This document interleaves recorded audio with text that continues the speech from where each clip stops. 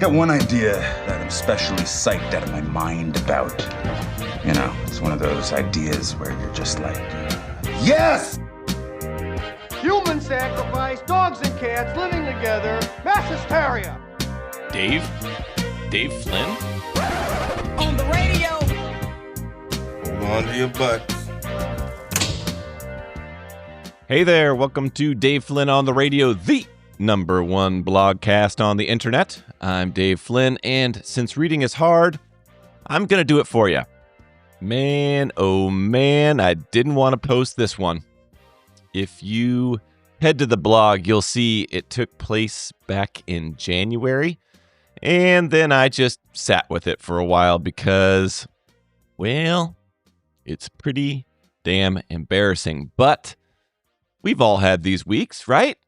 The ones where you wonder if it's ever going to happen, if you're wasting your time. In Joseph Campbell's hero's journey, I think they call it the belly of the whale, entering that innermost cave. And what do you find in there? It's the thing you fear the most. Not every week smacks me in the face the way this one did, but I've started to embrace those weeks when they arrive, and I've started to call them what they really are. You can find more stories and essays like this over at winwithflynn.com, but if you're ready, I'm ready. Let's jump into the show. Is this thing on?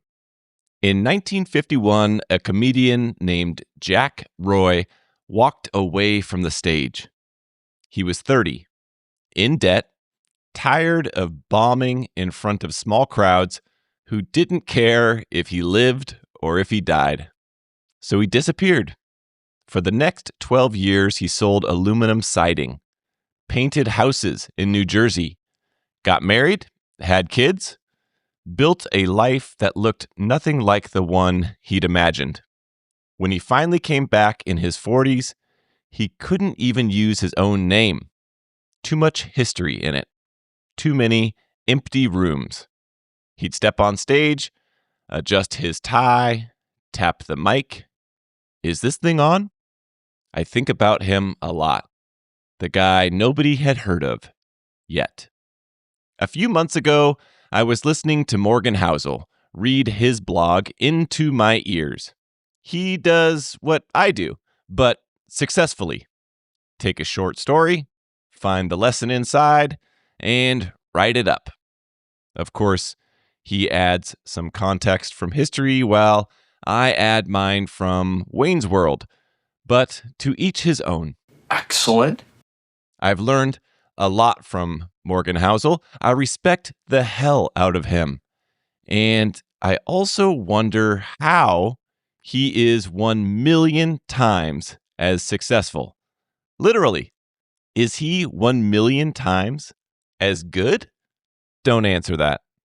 Somewhere around the 3-minute mark, Housel was introducing the piece. He said it was, quote, a big smattering of beliefs, random, unconnected thoughts whose common denominator is that, for me, personally, these have been impactful ideas. Well, no shit, Morgan. We all do that. I looked at my phone.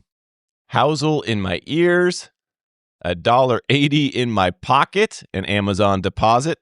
Wow, book sales are really booming. Readwise app was serving up quotes from Stephen Pressfield and Sean Coyne, as well as Tom Wolfe. Advice from some of the best. And down at the bottom of my lock screen was Jetpack. 136 views on Win with Flynn. Ouch. I laughed, I laid my head back and looked at the heavens. What the hell am I doing? Sometimes this writer's life really feels like a kick in the nuts. When I left the corporate life, I thought I'd find a way to make $1,000 a month doing this. Not millions, not fame, just enough to cover some insurance or a vacation. A reasonable number, or so I thought.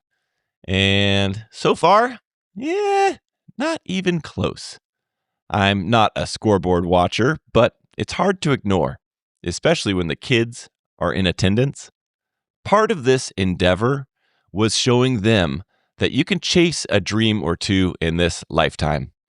But what are they really learning? My daughter, she was explaining virality to my son the other night. Quote, millions of views, she said. That is a viral video on YouTube. I said, hey, I don't know. I don't think you need millions. Maybe a couple thousand would be pretty cool. Oh, that's sad, my son said. I made a joke, as I always do, about my dozens of listeners, deflecting. But they're curious, and they watch, and they wonder what they're actually seeing. Someone who's persistent, or someone who can't take a hint. I tell myself I'm good at this. I believe the work matters, but belief without evidence starts to look like something else. And my kids have a front row seat. That's my threshold on a typical post. Is it valuable? Is it helpful to me or anyone else? Well, then I put it out there, like this post. In corporate life, you have a title and a salary that does a lot of validating for you. You don't have to wonder if you're worth something. The paycheck answers that every 2 weeks. You are worth X. Out here, in the wild, I'm trying to prove it every Monday, sometimes to just 136 people, give or take. I think the work is good, and I think the skills are real. Jack Roy, he eventually found his name. You know him as Rodney Dangerfield. Somewhere along the way, he decided to stop asking the room if the mic was working, and instead told them what was really going on. I don't get no respect. Same signal, but a different posture this time around. I'm not there yet. Some weeks, I'm still just a guy in his mid-40s tapping the mic. Is this thing on? There we have it. That's the pod. Thank you for listening. If you like what you hear, please share it with a friend. Give it a thumbs up. And if you've got a few extra seconds, give it a 5-star review on Apple or Spotify or wherever you are listening.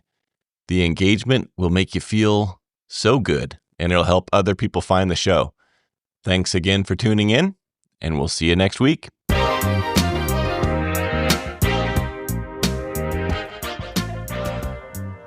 right, there you go, America. I love you. I'm proud of you. I mean it.